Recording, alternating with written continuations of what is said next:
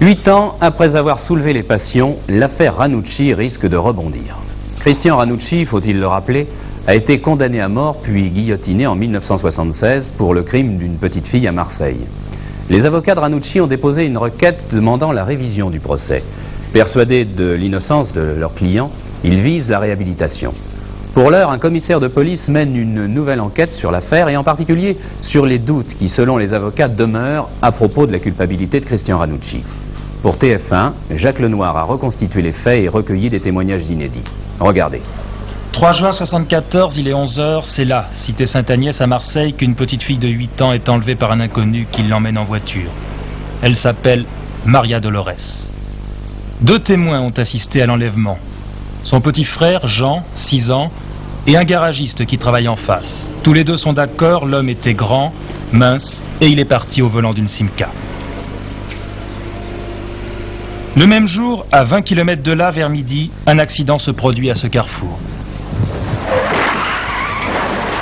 Un coupé 304 Peugeot brûle le stop, percute un véhicule arrivant sur la gauche, fait demi-tour et prend la fuite. Au volant, un jeune homme de 20 ans représentant de commerce, Christian Ranucci.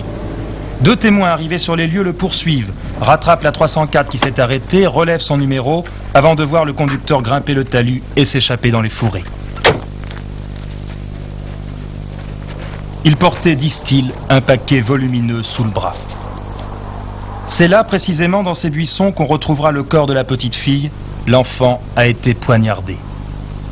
Aussitôt, Ranucci est arrêté. D'abord, il nie, mais en présence des automobilistes qui le reconnaissent et ne parlent plus cette fois d'un paquet sous le bras, mais d'un enfant, Ranucci avoue après 18 heures d'interrogatoire.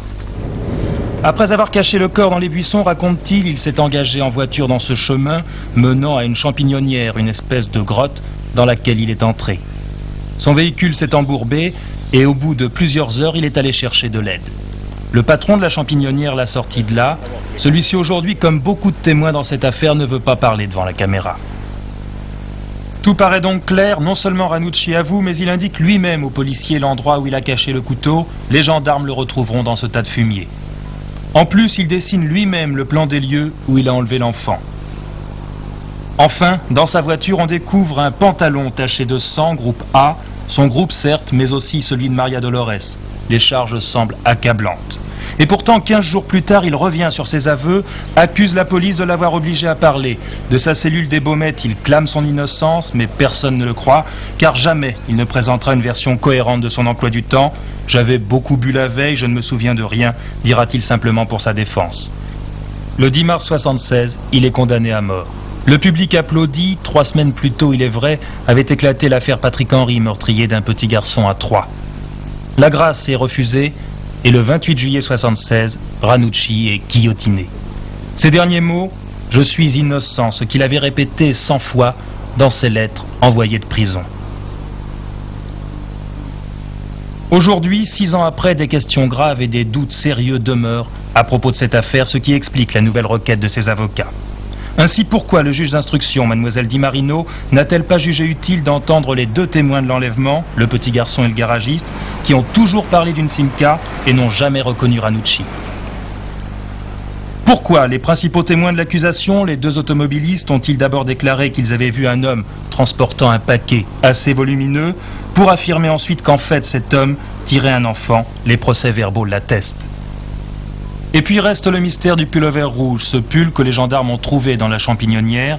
Les chiens, après l'avoir flairé, sont allés jusqu'au corps de la petite. Ce pull a donc un lien avec le crime. Or, c'est prouvé, il n'appartenait pas à Ranucci. En revanche, pas très loin des lieux de l'enlèvement, dans cette cité, des témoins peu avant le crime avaient repéré un homme au pullover rouge, roulant en Simca, qui accostait les petites filles en utilisant exactement le même stratagème que pour Maria Dolores. Les enfants et le gardien de l'immeuble sont formels. Cet homme et Ranucci sont 2 personnes différentes. Ah, tout à fait différentes. Tout à fait différentes.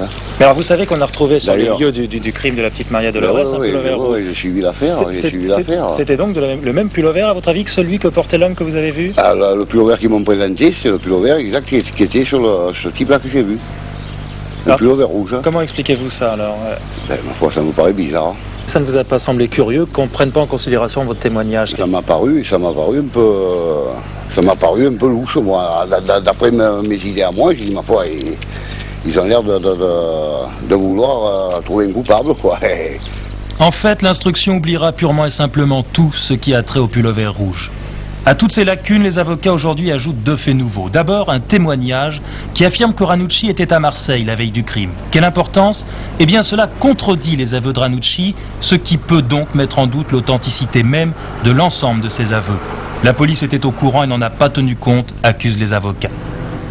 Ensuite, ces derniers affirment qu'un procès-verbal, celui-ci, a été surchargé. On aurait rajouté après coup cette ligne, attestant la présence du pantalon sombre taché de sang dans la voiture de Ranucci. Je considère que, ayant obtenu des aveux dès l'origine, les enquêteurs, aussi bien au niveau de l'instruction que de l'enquête de police, n'ont pas fait, à mon sens, leur travail avec toute la minutie voulue et on n'a pas vérifié tout ce qui aurait dû être vérifié. S'agissant d'un procès criminel qui a abouti à la condamnation à mort et à l'exécution d'un garçon de 22 ans, nous pouvons, je pense, exiger que le dossier soit parfait. Et à cet égard, il me paraît entaché d'une grave irrégularité. À ces accusations sérieuses, la police a toujours refusé de répondre. Pour la première fois, l'un des 2 principaux policiers ayant mené l'enquête a accepté de parler, à condition de garder l'anonymat. Pour vous, monsieur, l'enquête a été menée de la manière la plus parfaite qui soit? Mais je vous l'affirme sur l'honneur. Ma parole d'homme. Vous n'avez jamais eu, vous, le moindre doute sur la culpabilité d'Ranucci? Absolument pas. Absolument pas. Il n'y a pas une de preuve, il y en a 40 000. Quand on dit que Ranucci est innocent, et à ce moment, nous sommes, nous, des individus coupables. Parce qu'on doit les rendre innocents, un assassin immonde comme ça, c'est un scandale, hein. Un scandale.